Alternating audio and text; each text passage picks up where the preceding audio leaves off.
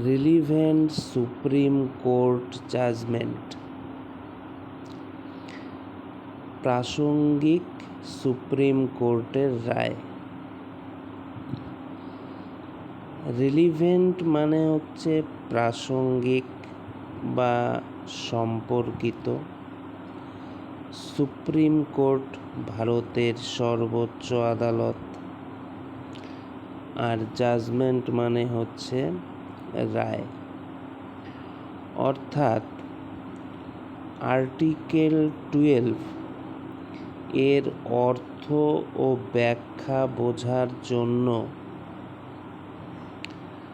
Supreme court যে গুরুত্বপূর্ণ রায়গুলো দিয়েছে সেগুলোর আলোচনা করা হবে। অর্থাৎ আর্টিকেল 12 এর অর্থ ও ব্যাখ্যা বোঝার জন্য সুপ্রিম কোর্ট যে গুরুত্বপূর্ণ রায়গুলো দিয়েছে সেগুলোর আলোচনা করা হবে। In article 12 of the Indian Constitution, ভারতীয় সংবিধানের article 12-এ the term other authorities has been mentioned। ভারতীয় সংবিধানের আর্টিকেল 12-এ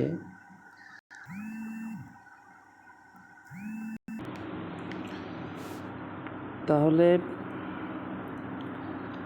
বলেছে ইন আর্টিকেল 12 মানে অফ দ্য ইন্ডিয়ান কনস্টিটিউশন, ভারতীয় সংবিধানের যে 12 নম্বর অনুচ্ছেদ বা 12 নম্বর আর্টিকেল, সেখানে the term other authorities has been mentioned, সেখানে এই অন্যান্য কর্তৃপক্ষ এই শব্দটা উল্লেখ করা হয়েছে। অন্যান্য অথরিটিস এই শব্দটা মানে অন্যান্য কর্তৃপক্ষ এই শব্দটা উল্লেখ করা হয়েছে। তাহলে ইন আর্টিকেল 12 এর মধ্যে the term other authorities,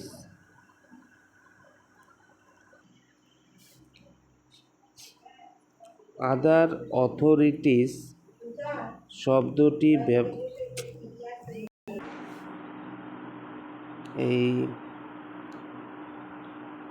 other authorities শব্দটি ব্যবহার করা হয়েছে। হ্যাজ বিন মেনশনড মানে উল্লেখ করা হয়েছে। তাহলে এখানে আসল বিষয় কি? আর্টিকেল 12-এ বলা হয়েছে government, parliament, state legislature, local authorities, other authorities, কিন্তু সংবিধানে আদার অথরিটিসের আলাদা সংজ্ঞা দেওয়া হয়নি। তাই এই শব্দের প্রকৃত অর্থ সুপ্রিম কোর্ট বিভিন্ন মামলার বা জাজমেন্টসের মাধ্যমে ব্যাখ্যা করেছে। তাহলে আদার অথরিটিস আর্টিকেল 12-এর সবচেয়ে গুরুত্বপূর্ণ অংশগুলোর একটি। এর অর্থ সংবিধানে সরাসরি লেখা নেই। সুপ্রিম কোর্টের বিভিন্ন জাজমেন্টের মাধ্যমে এর অর্থ নির্ধারিত হয়েছে। তাহলে এখান থেকেই WBCS-এ প্রশ্ন আসে, আদার অথরিটিস বলতে কি বোঝায়, কোন কোন সংস্থা আর্টিকেল 12-এর অধীনে স্টেট হিসাবে গণ্য হবে, কোন সুপ্রিম কোর্ট জাজমেন্ট এই ব্যাখ্যা দিয়েছে? এই অংশটি আর্টিকেল 12 মধ্যে সবচেয়ে বেশি পরীক্ষায় জিজ্ঞাসিত অংশগুলোর একটি, তাই এটি ভালোভাবে পড়বেন।